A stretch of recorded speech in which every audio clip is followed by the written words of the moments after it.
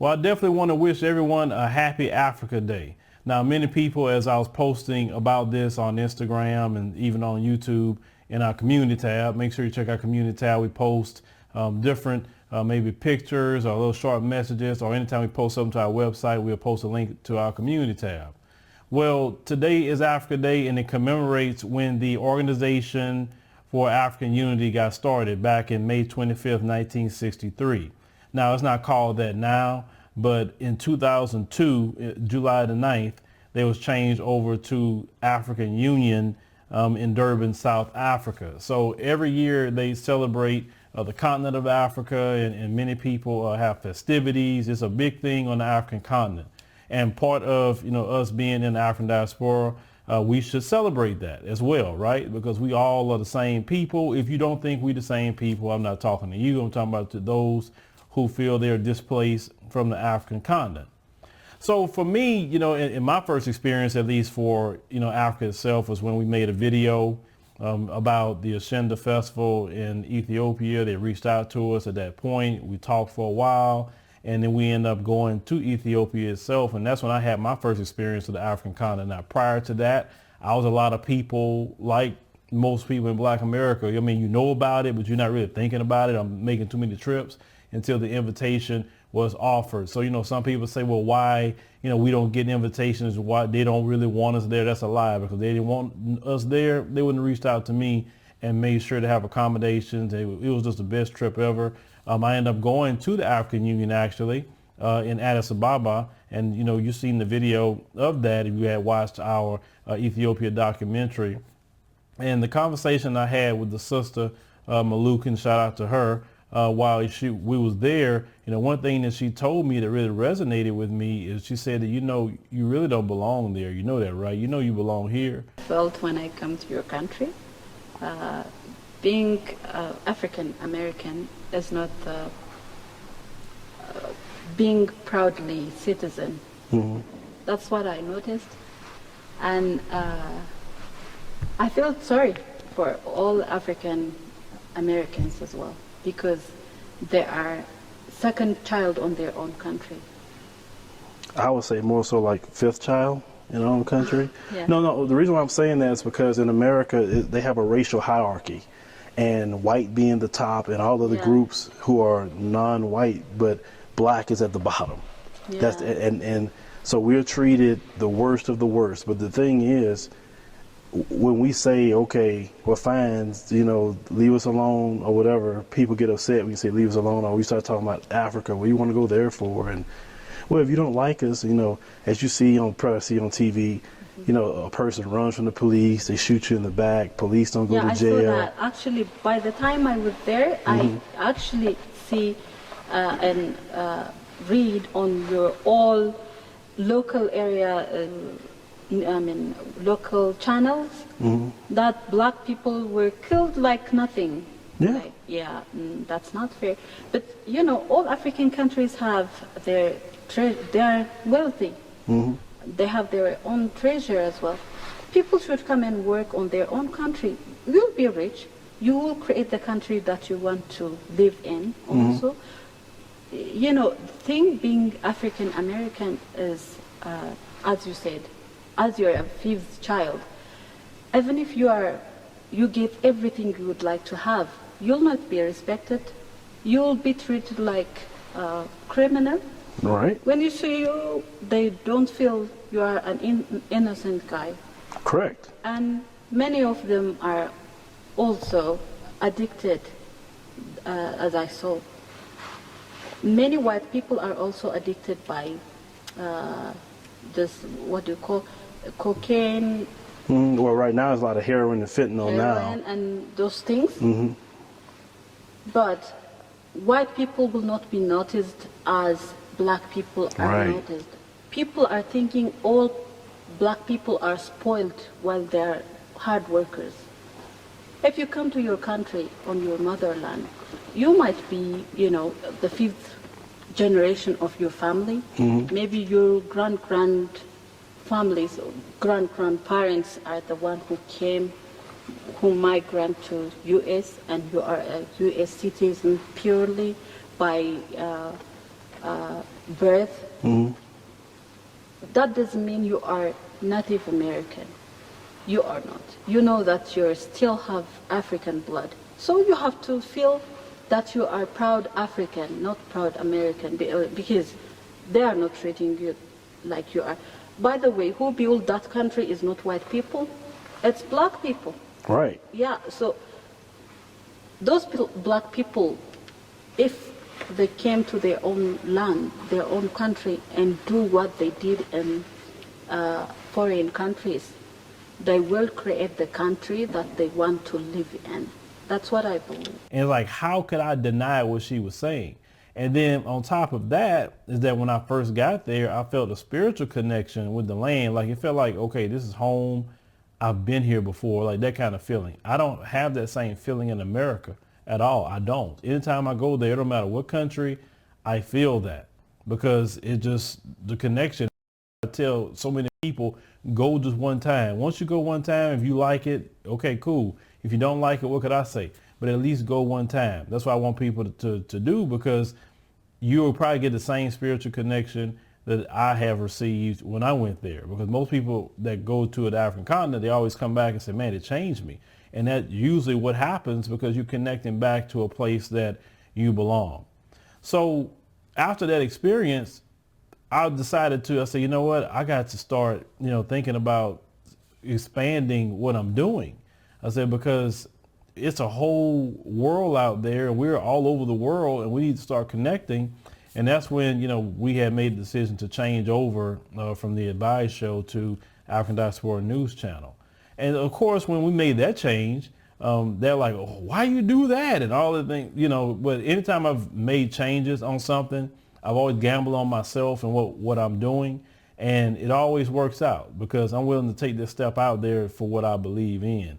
And I do believe in the global unity of the community. I believe in that, and I've actually have started to see that in real time, just as a recent, how all we came together against the Chinese Communist Party on how they was treating Africans in China and throwing them on the streets, and how it was exposed not through the Mzungu-owned media, but through the global black media made up of all of us, those in the diaspora, those continental Africans, people who be in the Caribbean, people in Latin America who are part of our community. We all spoke out with one voice to even get the attention of the Chinese Communist Party and the world, so much so that the Mzungu media had to cover it. They had to say something about it. See, we are driving the discourse in this country and also throughout the world.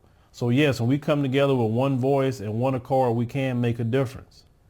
But on top of all that, the great potential that's in the African continent. When I went, I saw the potential. Yes, they need development. Yes, you need infrastructure, but that is a lane. When you look at the potential where they just need roads built in certain places, or certain bridges need to be built, or certain infrastructures need to be worked on. I was doing research today and looking into companies that are in our community that do construction, that can build roads, build bridges, build homes. I mean, we have everything, plumbing, we are electricians. We know how to do everything you could think of to actually build a nation. We have it in us, we just scattered. And if we put that together, and that's what the call I'm even making in this video, if you are a construction company and know how to build roads and bridges and anything related to driving on the highways there, even if you know how to build highways, people who are, like I said, plumbers, electricians, people who are in IT, people who know how to lay down and connect the internet. I mean, anything we could think of, we all need to come together and create different projects. We talk about rebuilding Black Wall Street here in America. Why? There's so much land in the African continent we can get for literally, in our money, pennies on the dollar. And we could buy land, we can get all those great people that's within, our community, and go rebuild Black Wall Street with all our issues and problems. Because this country would never let Black Americans build Black Wall Street, because they'll make sure to keep too much division going. I'm not saying they're going to go physically attack it, but they're going to make sure to make it so difficult when you can just go to the African continent and get land and build. Listen, the Chinese is always there buying land. They doing different things. And we, as the diaspora and also as continental Africans, we got to work together, because we do not work together, the Chinese Communist Party will buy up land, buy up ports, etc. But we're going to get to the Chinese Communist Party. But the issue that we must talk about as well with Africa Day is that the leadership in the African continent, you have some great leaders there. You have some. And they have, done some great things, like your president in Ghana. He's did the year of return. He's definitely been really open to people coming back to the continent. A lot of people, talk about Paul Kagame. Some people may not agree with him, but in a lot of instances, he's turned around Rwanda. Kigali, is one of the most cleanest cities, out there. Many people just love Rwanda. There's many other leaders out there who's just, done great things. Even people may not be presidents, but you have brothers like Julius Malema. Like I said, I wish he become the president of South Africa. South Africa needs Julius Malema and his energy and his love for the country. You got to have that. But outside of a few people like that, PLO Lumumba, he's another one. That brother should be leading a country. You got to have those kind of people in leadership. But unfortunately, you have people who are leaders that are corrupt. And corrupt leaders have hurt the African people. It has caused them to get into horrible deals with the Chinese Communist Party, or horrible deals with Western nations. And then the people suffer for years upon years. And the reason why the people have been suffering is because these deals have been done in secret. These deals have been done in the dark. And then you wonder why all these Chinese are showing up to the African continent, while the planes is full of Chinese, and say, where are all these people coming from? Well, your leaders have made all kind of deals and concessions for them to come in and do what they're doing. Then the Chinese are not coming in to be your friend. They're coming in to make money. We just reported on a video that's going to be posted about how the Chinese are taking advantage and exploiting Zambians and to abuse them. And if they don't allow them to be abused, basically, then they fire them from their jobs. And because the leaders have screwed up the economies in a lot of ways and care about corruption more than the people, that's why the economy and unemployment is where it's at. And that's why you have people that sharks like the Chinese Communist Party will take advantage and paying bribes to corrupt leaders to screw the African people. So when we look at the Chinese problem that's on the African continent, remember, it links back to your leaders. So we have seen that when leaders take a stand, the leaders have shut down Chinese who have came and do wrong things. They have deported them, but you have some that just overlook them. But it's going to be a new day.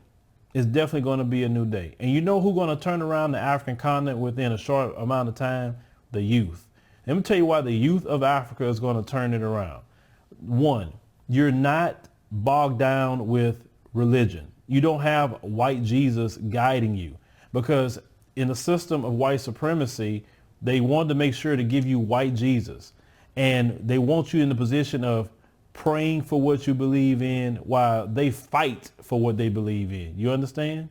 They fight for everything that they want. The Chinese is fighting what they want. You understand? They won't not be praying all day, and nothing wrong with prayer. Prayer is a good thing, but we have this attitude when we follow white Jesus is that, well, I'm going to just hope on everything on white Jesus and not do nothing for ourselves. And actually, if you knew the Bible, it tells you to go out there and do for self, and then God will help you along the way.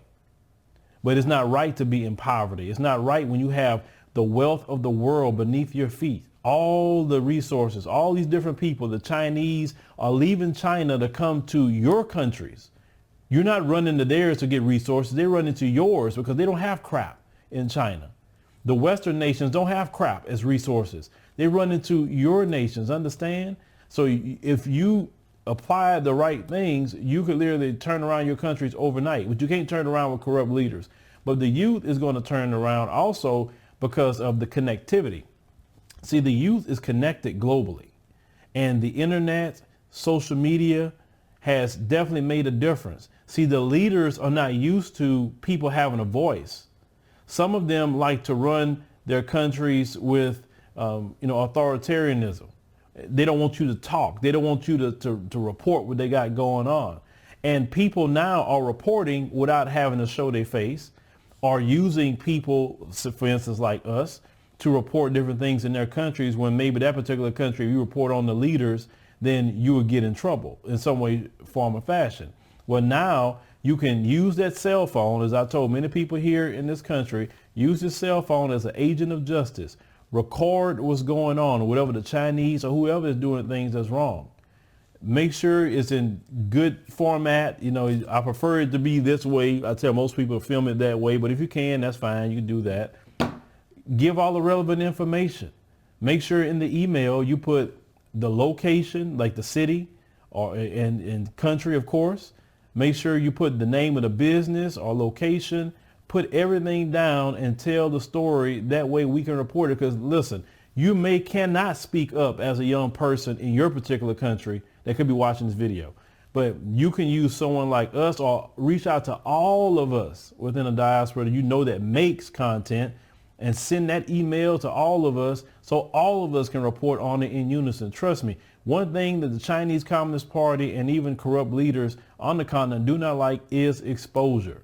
And the more and more you apply the pressure, the more and more you expose the dirty dealings that's going on in those countries, the less and less it can be tolerated. Also, the youth is more unified than the people of old. See, the people of old, you know, they operate a certain way, and I'm not disparaging those brothers and sisters, because some people just don't have the technology and they didn't even know some of the things that younger people knew.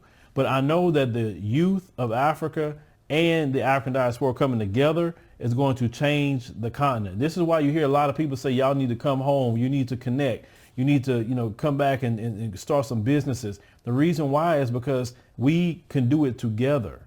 And many of us want to join together, including myself. Many of us want to join together and help make the continent what it should be.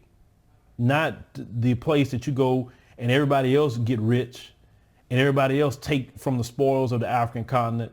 People going there doing dirty things like we have seen in the Gambia with the Mzungus out of the UK fooling with children. We can tighten up all those bad things that's going on. And we can also, with the help and the knowledge that we have here, for sure, help make these countries great and be a place where the people don't want to leave, don't want to go to the West and have to endure racism or the politics of the West.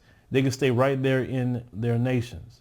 But the African continent has a very, very bright future. In spite of that, they have a very, very bright future. I see it.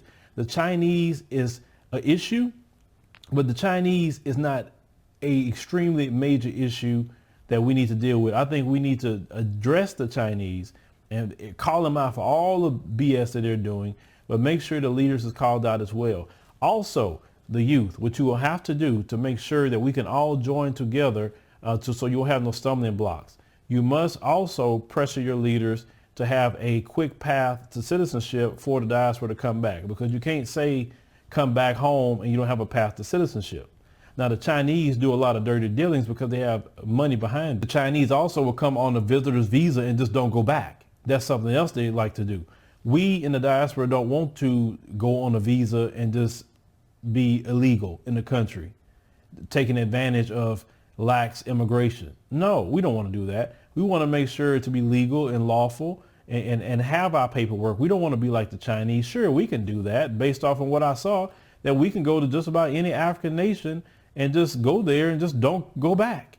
And we'll be okay. And we have any issues and problems, we could pay somebody for whatever we need. But we don't want to operate that way. We want to do things the right way. We say come home, well then coming home means his citizenship. Or listen, we cool with doing it for a time, maybe 5 years, getting acclimated with the continent and starting businesses, etc. But that has to be worked on, and the youth of the continent can do that. But together with the continent and the diaspora, we could change it. We can get rid of the issue with the corrupt leaders. We can get issue with the Chinese. Like, trust me, it could be dealt with, because you need some of that energy that we have always had here in America on the continent. That's for sure. Because the reason that some of the Chinese pull the stunts with some of you is because you don't have that energy. Like Julius Malema had that energy. Like, get the energy Malema have and the EFF, that kind of energy. That energy needs to spread all over the African continent.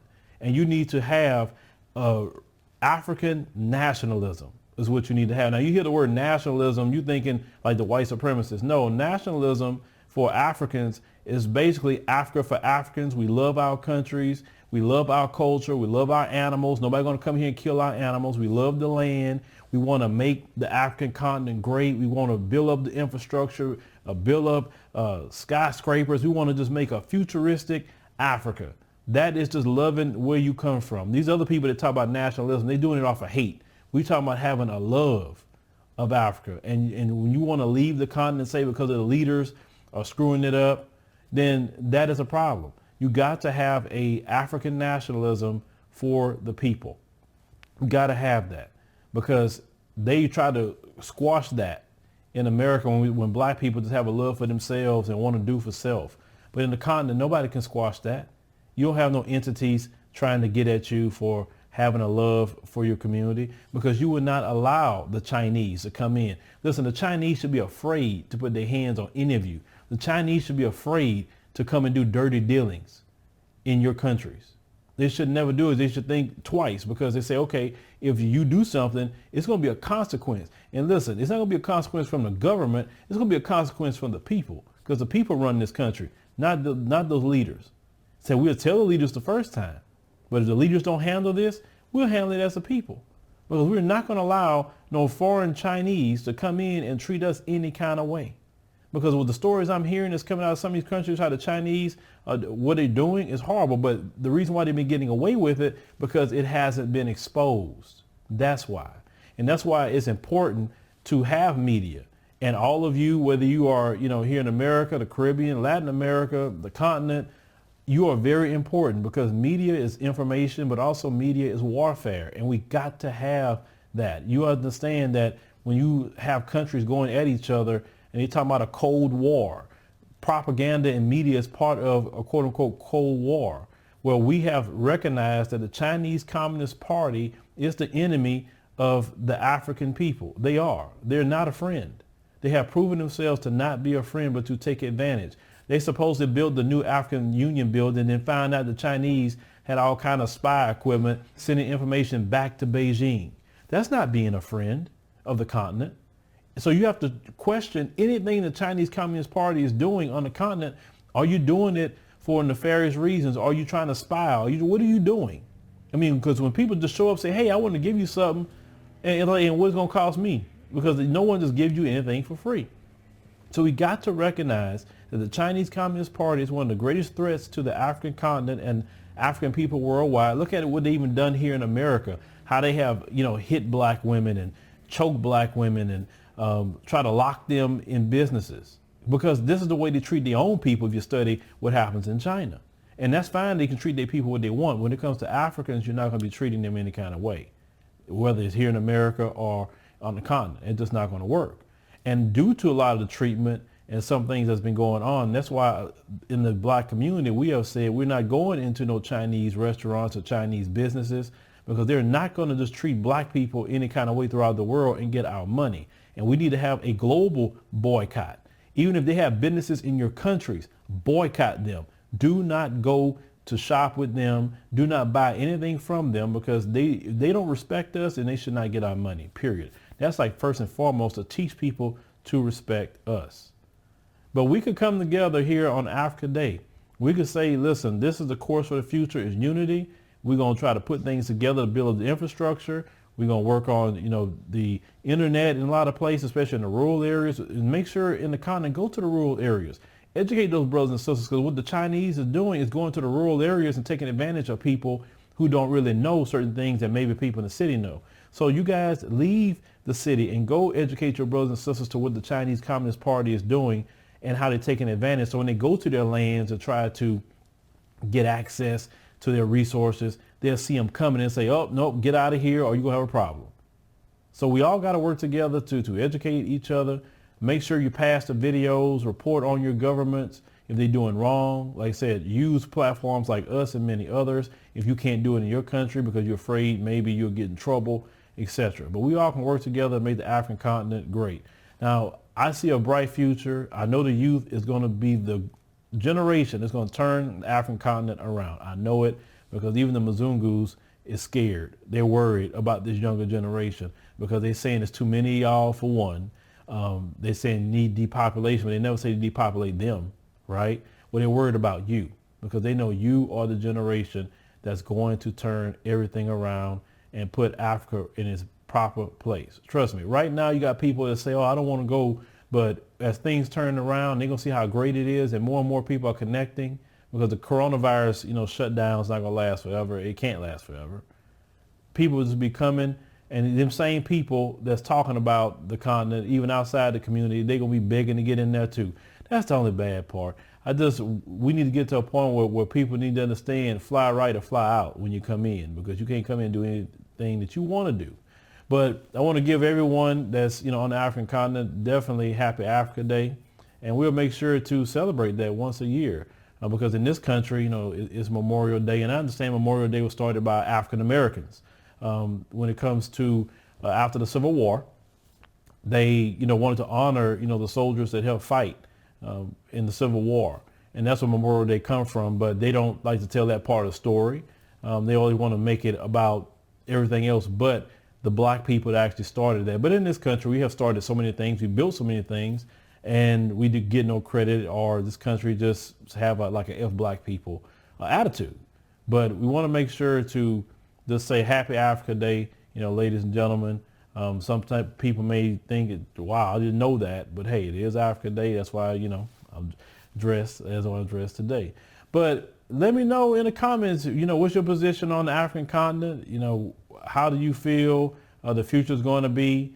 And, usually the loudest people are the people that's not going to do anything. And I always tell people that if I hear you the loudest and don't really have a legitimate reason to be loud, you're being ugly, this isn't the channel for you. Obviously, you see the name of it.